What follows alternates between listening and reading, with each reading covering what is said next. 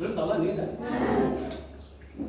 ನೀರು ಬೀಳ್ತಾವ ಅಂದ್ರೆ ತೂತದ ಅಂತ ಅರ್ಥ. ಅಕ್ಕಿ ಸಾಣಿಸ್ತೀರ ಅದಲ್ರಿ ಅಕ್ಕಿ ಗೋಧಿ ದೊಡ್ಡದು ಕಣ್ಣದವ ಏನ್ ಸಾಣಿಸ್ತೀರಿ ಪ್ರಾಣಿ ಕ್ಯಾರ ಇರ್ಬೇಕಂತೆ.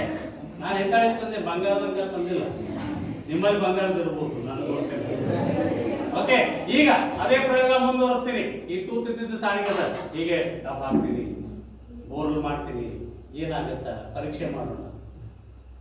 ಏನಾಗಬಹುದು, ಏನಾಗಬಹುದು? ತೂತದ ನೀರು ಬೀಳಬಹುದು ಬಹುದು ಅಂತ ಹೇಳಿದ. ಗ್ಯಾರಂಟಿ ಅಂಕರ್ ಏನು ಹೇಳಿಲ್ಲ. ಓಕೆ, ಈಗ ಬೋರ್ಲ್ ಹಾಕ್ತೀನಿ.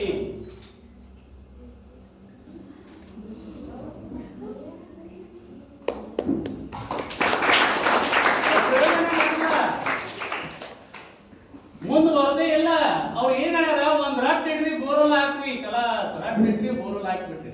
ಮುಂದ ಬೇರೆ ಬೇರೆ ಬೇರೆ ಬೇರೆ ಪ್ರಯೋಗ ಮಾಡ್ಕೋತ ಹೋದ್ರ ನೀರಿನ ಒತ್ತಡ ಎಲ್ಲಾ ಕಡೆ ಅನ್ನೋದು ನಿಮ್ಗೆ ಗೊತ್ತಾಗ್ತದೆ.